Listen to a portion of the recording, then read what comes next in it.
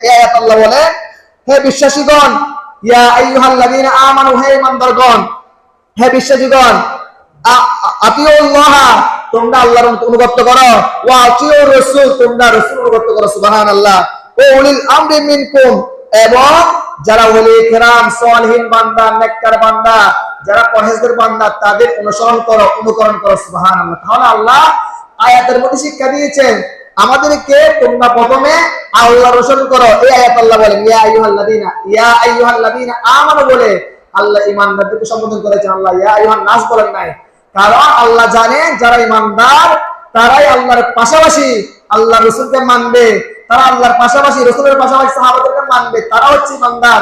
সেজন্য আল্লাহ স্পেশাল ভাবে বলেছেন ইয়া আইয়ুহাল্লাযীনা আমানু, হে ঈমানদারগণ, আতিউল্লাহ, তোমরা আমার অনুগত করো, ওয়া আতিউর রাসূল, তোমরা রাসূলের অনুগত করো, ওয়া উলিল আমরি মিনকুম, তোমরা যারা উলিল আমর যারা রয়েছে, উলিল আমর বলতে যারা ওলি কেরাম যারা বলি, যে সাহাবারা যারা বলি, তাবি যারা বলি, যারা কথায় দিনদার, পরহেজগার, মুত্তাকি বান্দা, তারা হচ্ছে এই যে উলিল আমরি মিনকুম অন্তর্ভুক্ত।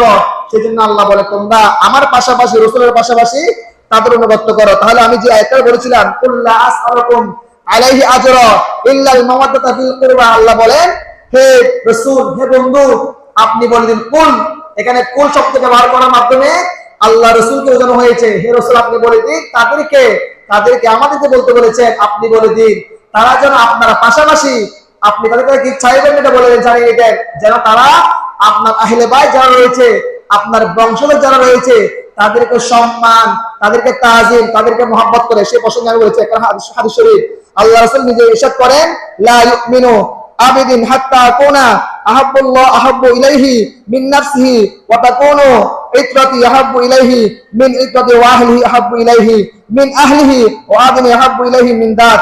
আল্লাহ রাসূল বলেন তোমাদের মধ্যে হতে ততক্ষণ পর্যন্ত তোমরা কেউ ঈমানদার হতে পারবে না যতক্ষণ পর্যন্ত আমার পাশাপাশি, আমার পরে, আমাকে অনুসরণ করার পরে যারা আমার বংশধরকে সম্মান করবে না, তাজিম করবে না, তারা কখনো পরিপূর্ণ ঈমানদার হতে পারবে না। তাহলে বোঝা যাচ্ছে এই আয়াতের, এই হাদিসের সামান্যটুকু আলোচনা থেকে আমরা বুঝতে পারলাম শুধু যদি আমি মনে করি রাসূলকে মেনেছি, রাসূলকে মানার পরে আর কাউকে মানার প্রয়োজন নাই, তাহলে দেখা যাবে এই যে আল্লাহ যে আয়াত কুরআনের মধ্যে যে আয়াতগুলো বলেছেন, সূরা ইয়াসিন থেকে আমরা যে আয়াত পড়েছি, এই আয়াতগুলো আমরা কি করব?